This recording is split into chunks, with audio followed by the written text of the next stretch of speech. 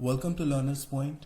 आज हम लोग लीनियर इक्वेशंस इन टू वेरिएबल्स का पार्ट 3 डिस्कस करने वाले हैं और आज हम लोग अलग अलग टाइप के क्वेश्चंस को डिस्कस करेंगे और देखेंगे किस टाइप के क्वेश्चंस को कैसे पहचाना जाता है और उनको कैसे सॉल्व किया जाता है। तो जो पहला क्वेश्चन हम लोग डिस्कस करने वाले हैं उनके इक्वेशंस आपके सामने हैं। ये इक्वेशंस हमें क्वेश्चन में दिए गए हैं। The given equations are this and this.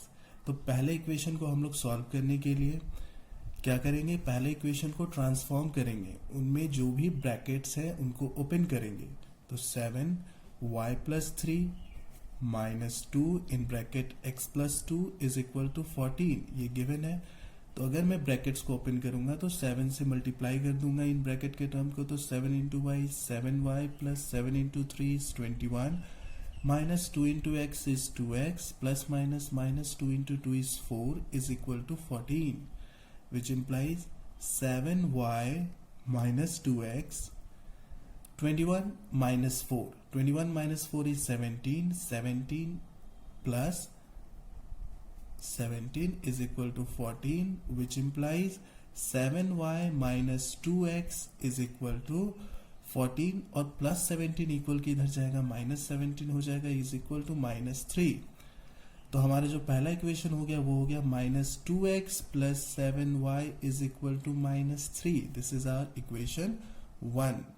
Second equation के साथ भी यही करेंगे, उनके ब्रैकेट्स को ओपन करेंगे। 4 तो into y 4y minus 8 plus 3 into x 3x plus minus minus 3 into 3 9 is equal to 2, which implies 4y plus 3x minus 8 minus 9 is minus 17 is equal to 2, which implies 4y plus 3x 2 minus 17 equal के उधर जाएगा plus हो जाएगा 2 plus 17 is 19, which implies 3x plus 4y is equal to 19, equation 2।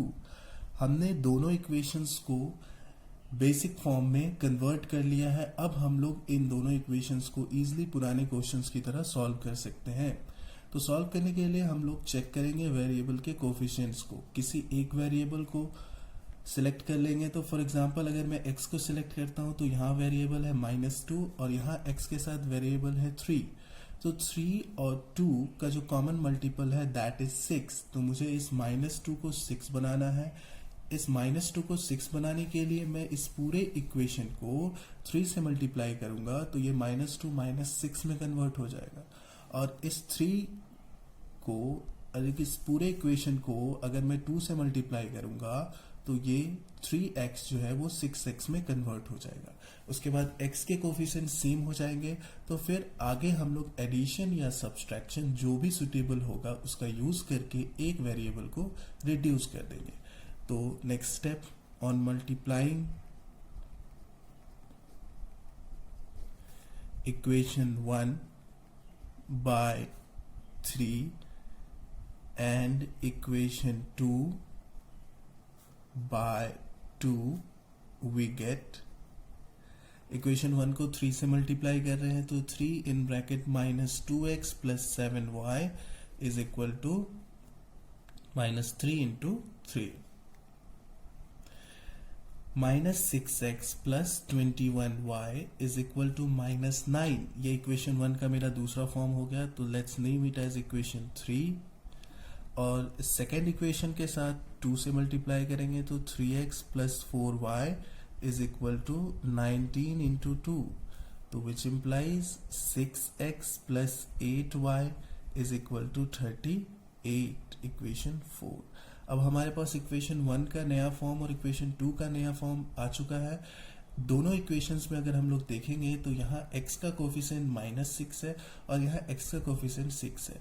तो एक का coefficient positive है और एक का कोफिशिएंट नेगेटिव है।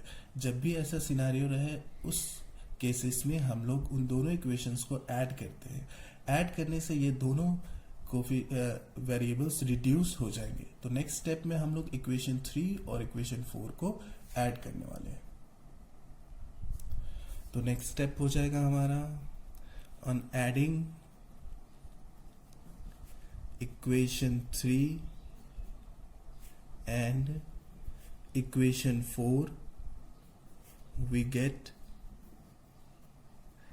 इक्वेशन 3 है -6x plus 21y is equal to -9। Equation 4 है 6x plus 8y is equal to 38।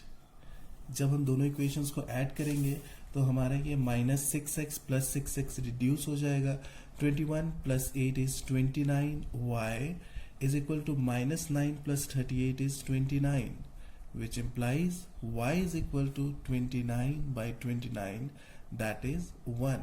अब मुझे y की वैल्यू 1 आ गई है, तो अब इस y की वैल्यू को मैं अपने किसी भी इक्वेशंस में पुट करके x की वैल्यू निकाल सकता हूँ। तो मैं इस y की वैल्यू को अपने इक्वेशन 1 में प्लेस करने वाला हूँ। तो next step, putting y equal to 1 in equation 1, we get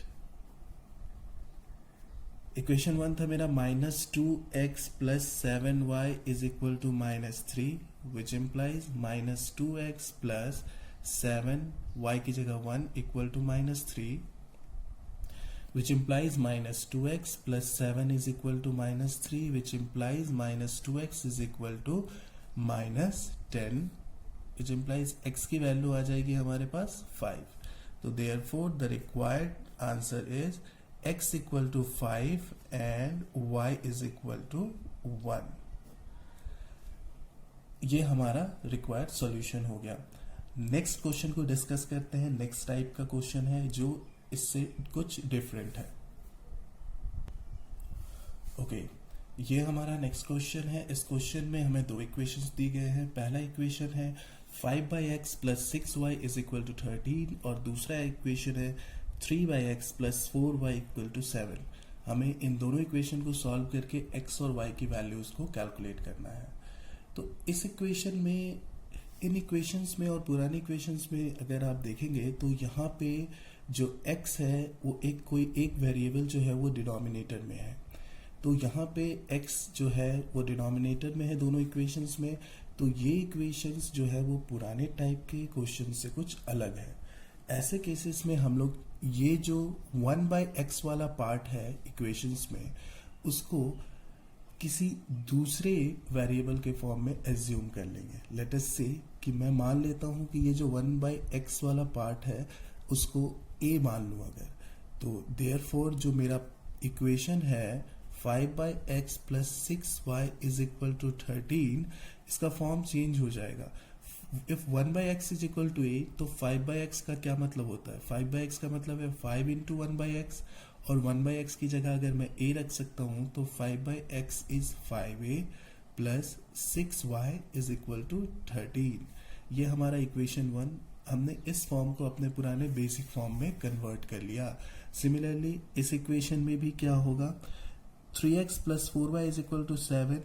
तो since 3/x plus 4y is equal to 7 and if 1/x का वैल्यू a है तो ये बन जाएगा 3/x हो जाएगा 3a plus 4y is equal to 7, equation 2। अब हम लोग इन दोनों इक्वेशंस को अपने पुराने बेसिक फॉर्म में कन्वर्ट कर चुके हैं, तो इनको सॉल्व करना काफ़ी आसान हो जाएगा। बस क्या करेंगे, किसी एक वेरिएबल को हम लोग सिलेक्ट कर लेंगे और उसके कोफिशिएंट्स को इक्वल करेंगे और उसके बाद सब्सट्रैक्शन या एडिशन जो भी सुटेबल हो उसका यूज करके इक्वेशन को सॉल्व कर देंगे। तो अगर मैं यहाँ a वेरिएबल को सिलेक्ट करता हूँ तो एक इक्वेशन के पास है कोफिशिएंट 5 और दूसरे के पास है कोफिशिएंट 3। 5 और 3 का जो कॉमन मल्टीपल है वो आया 15।